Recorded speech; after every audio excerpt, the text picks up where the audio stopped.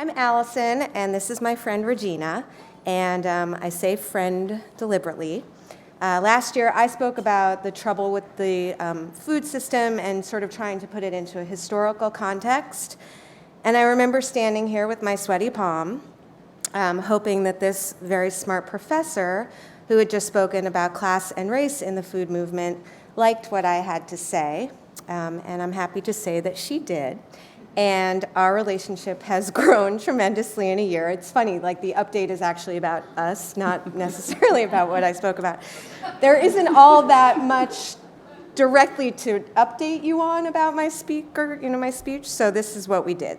As a joint update, we created, with the help of another talented friend of ours, Cayne Vanderbach, a film that we think addresses, in a beautiful, quiet way, issues of gender, ethnicity, and identity, all through the lens of a wonderful woman preparing a meal. Regina and I want to try having the food justice discussion in a more visceral way and keep food in the forefront, which is why we're all here after all. We think that this film serves as a testimony not only of one woman's story of immigration and of her cultural food heritage, but also of millions of other women and their stories. We wanted to create an artifact that not only tells us of Ethel's life through the food that she cooks, but also opens a little room in all of our minds about how many meals mothers and grandmothers and fathers and grandfathers have cooked to nourish their children so that they can navigate a different world than the ones that they grew up in. So it's a little bit about sacrifice, yes, but it's also about love and remembering and, of course, delicious food. Since the beginning of time, women have been cooking and narrating. The ultimate goal of our project is to document the combination of their lived experience through the lens of food. So both Alison and I believe that food is an area of cultural research that has not yet reached its full potential. With food television and digital media, the tradition of oral histories is slowly dying. These histories aren't being replaced and archived in a different form. They're simply dying right alongside the elders who have composed these very meals.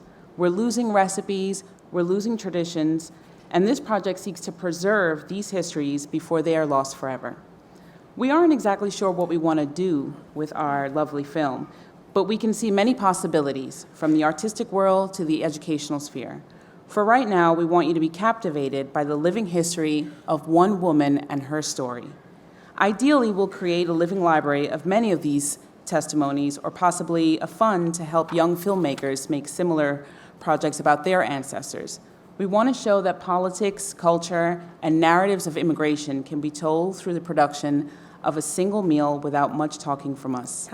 Right. There are a few things that are more sensual than cooking. We hope you agree that this story fully embraces that idea and that you join us in the telling of many more.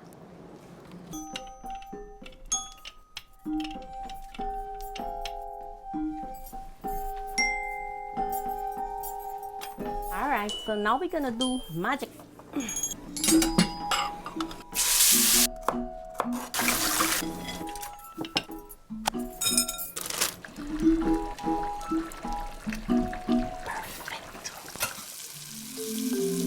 To know my mother is to know her food. 10 is when I made my first meal. I can see myself now. Daddy, guess what I made for dinner? Curry potatoes with bake and rice. I was so proud of myself. This is roti. Guyanese people, they love, the hotter it is, the better for them. They're a spicy set of people. In Guyana, there are 6 races, one of which is East Indian, which I am, and our specialty is curry.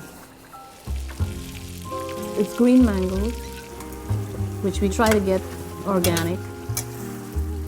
I don't follow recipes. I eyeball things, I feel with my hand. I use my own condiments. I make my own seasonings. And this is everything that's in there.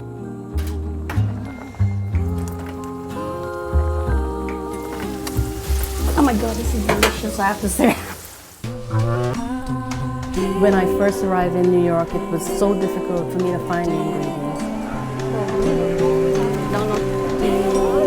Oh Lord, I can't even look at it. lived in Manhattan for 20 years. I loved it. Espositos. I've been buying meat there since the late 70s, early 80s. Oh my God, look, 5 for $3.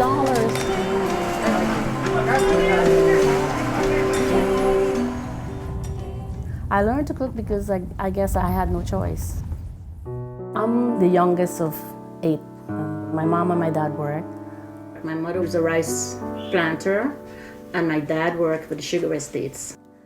I had to get up at 4 o'clock in the morning, make the breakfast, make the lunch. Run back home at 3 o'clock and make the dinner.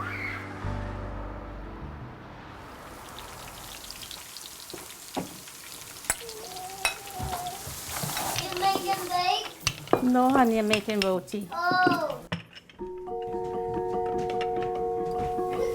That one simple but so necessary thing, like having a meal, was always available. I never had to put anything on the back burner until I got that done. If it wasn't for her cooking this food, I would completely lose it. Lose the culture, I mean, because I don't know how to cook like that. It just has a special taste, like she used some magical spice or something. I haven't written down any recipe. It's here. She's got all her notes in her head, and then the rest of the notes are in the fingers. My son said, "No, why don't you just measure it and write it down?" I can't.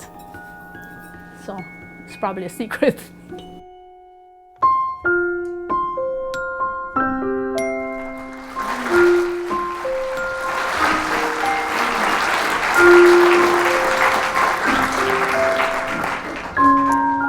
So for all of you detectives, I'm sure you figured out that Ethel is Regina's mom. Did everyone get that? And she's here.